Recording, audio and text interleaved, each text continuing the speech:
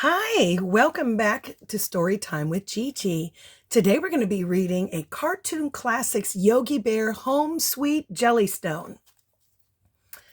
Yogi Bear was one of my favorite cartoons when I was a child. I love all the Hanna-Barbera, the Jetsons, Flintstones, Scooby-Doo. I love all of them. Now this story was adapted by Dandi Mackall and Scott Awley. And you see the pencils by Iowa Takamoto and the color illustrations by Daryl Goudreau.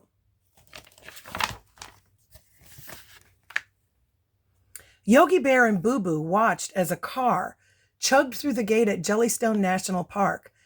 "It's a messenger from the telegraph office, Boob," said Yogi. "It might be for me." "Who'd send you a telegram, Yogi?" asked Boo Boo. "How would I know till I opened it, Boo Boo?"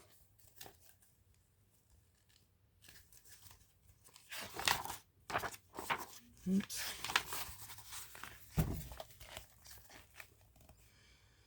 "Right over here, boy," Yogi called, but the messenger whizzed past Yogi in a cloud of dust.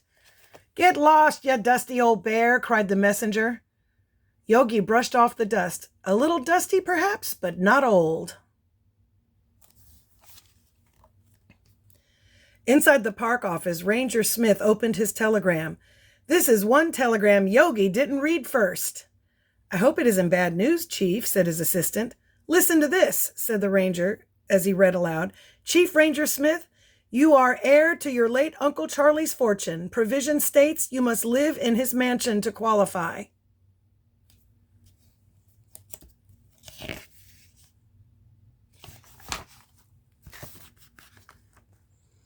"Do you know what that means?" said the ranger. "No more babbling brooks, no more finding lost kids or putting out forest fires, and above all, no more Yogi Bear." "You called, sir?" Yogi asked through the cabin window. "Yes, Yogi," answered the ranger. "I'd like you to read this telegram." "See, Boob," Yogi said proudly, "Mr. Ranger can't make a move without me."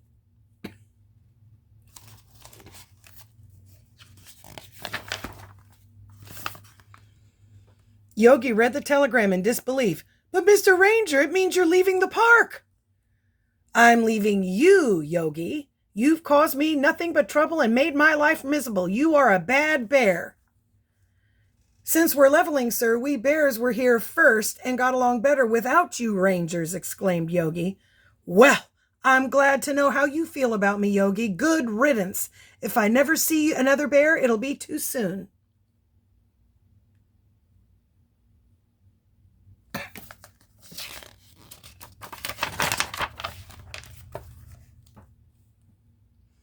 Yogi and Boo Boo watched the ranger drive away.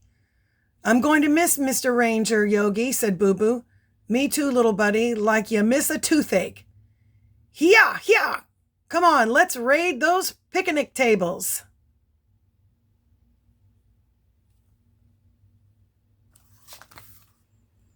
Mr. Ranger sat alone in his mansion, contemplating life without Yogi in the park. "Ah, this is the life. No worries. Not like that windy Jellystone Park. Still, 2 weeks without a single letter.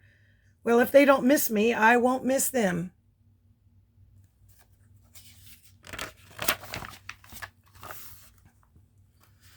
Back at Jellystone Park, nothing seemed the same for Yogi and Boo Boo. "Ranger's been gone a month, 2 days, 6 hours, Boo Boo," said Yogi. "Maybe a picnic basket would cheer you up, Yogi," suggested Boo Boo. "Yuck!" Yogi pointed to a pile of picnic baskets. "It's too easy since Mr. Ranger left, Boob. I missed the battle of wits. The ranger was a worthy adversary." "But Yogi, you haven't eaten for days. You might get sick." "Don't worry, Boob. It's all part of my scheme to get Mr. Ranger back."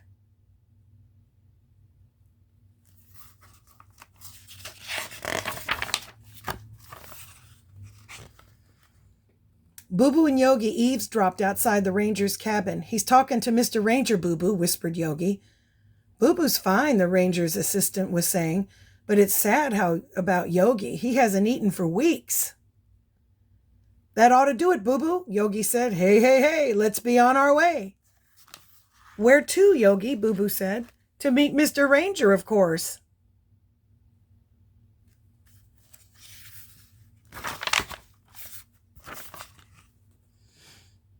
The worried ranger raced out of his mansion and headed straight for Jellystone National Park. All the way he muttered to himself, poor Yogi, dragging himself around the forest. Of course I'd come to rescue any dumb animal. Meanwhile, back at Jellystone, Boo Boo asked, "How do you know Mr. Ranger will come, Yogi?" "Because Mr. Ranger is one of the good guys, Boob, and here he is now."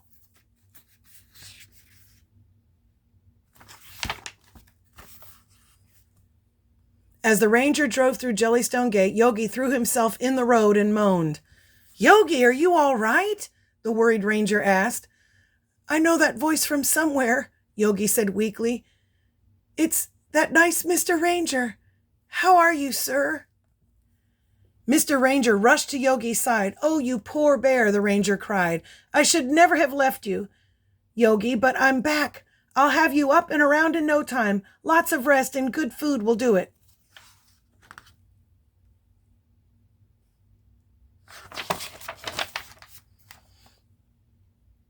The ranger heaved Yogi over his shoulder.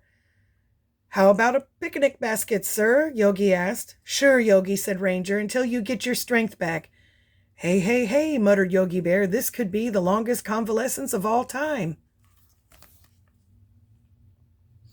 "There's one thing you gotta admit about Yogi," said Boo Boo. "For a dumb animal, he's smarter than the average ranger."